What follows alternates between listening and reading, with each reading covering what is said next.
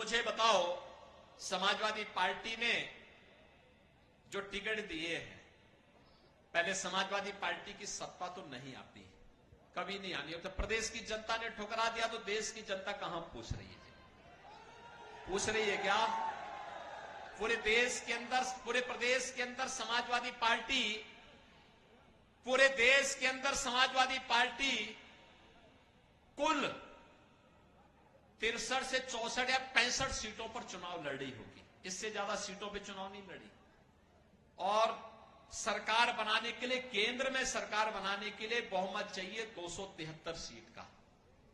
बताओ, 273 सीट का बहुमत चाहिए और चुनाव लड़िए केवल 63 से 65 सीट पर, और कह रहे हैं हम सरकार बनाएंगे।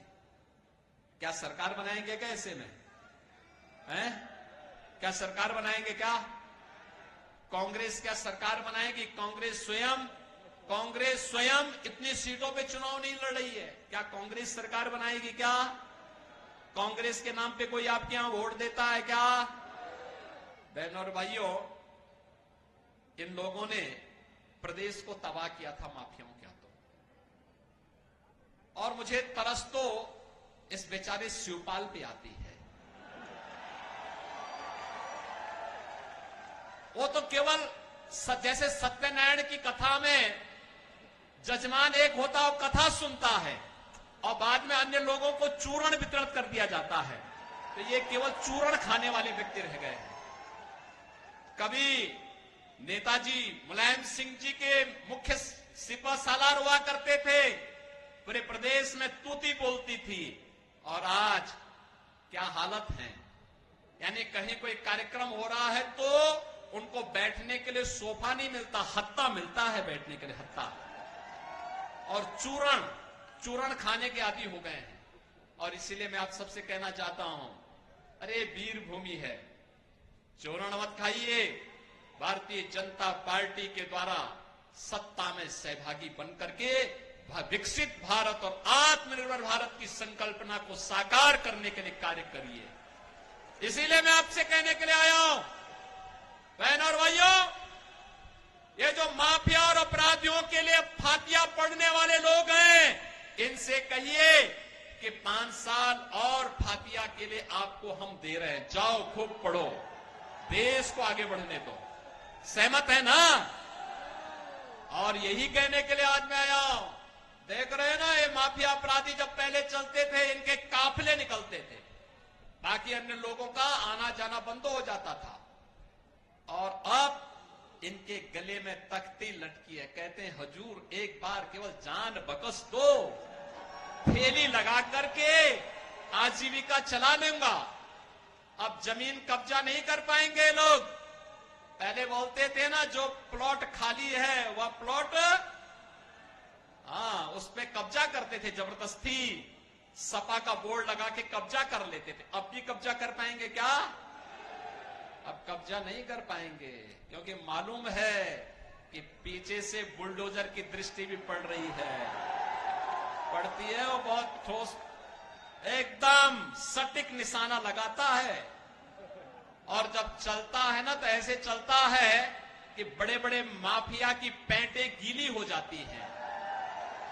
और बहनों और भाइयों, मैं यही कहने के लिए आज आया हूं, ये हमारे लिए गौरव की बात है। 500 वर्षों के बाद अयोध्या में रामलला विराजमान हुए हैं ना?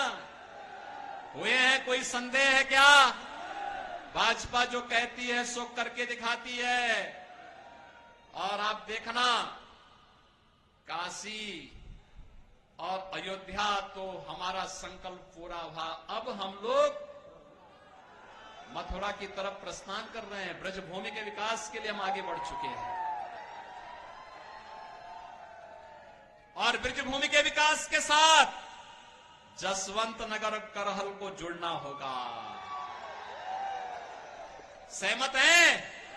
मैनपुरी जुड़ेगी, घर घर जाएंगे, मोदी जी का संदेशा लेकर के जाएंगे, देश को आतंकवाद और नक्सलवाद से मुक्त करने के लिए जो कार्य मोदी जी ने किया है इसके प्रति, और अयोध्या में रामलला को विराजमान करने के लिए जो कार्य किया है इसके प्रति कृतज्ञता ज्ञापित करते हुए मोदी जी को पत्र लिख करके ना करेंगे?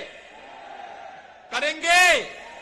बहनों और भाइयों, इसीलिए हम लोगों ने श्री जयवीर सिंह जी को यहां पर भारतीय जनता पार्टी और सहयोगी दलों के प्रत्याशी के रूप में उतार करके भेजा है। अब आप सोचो पहले यहां पे रामलला मैदान भी ठीक ढंग से नहीं था। आज देखो ना क्या भव्य बना है, क्या भव्य बन चुका है। देखो भाजपा आएगी तो रामलला मैदान बनाएगी, रामलला का मंडप बनाएगी।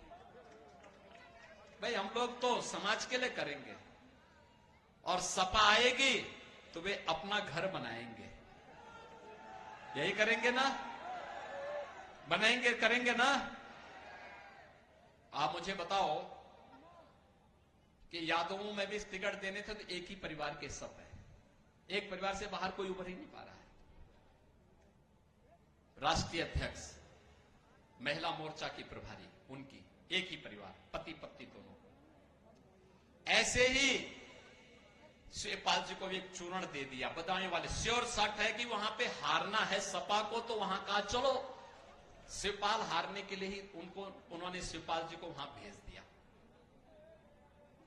वो तो 100% तय है कि वहां पे सपा का खाता खुलना ही नहीं।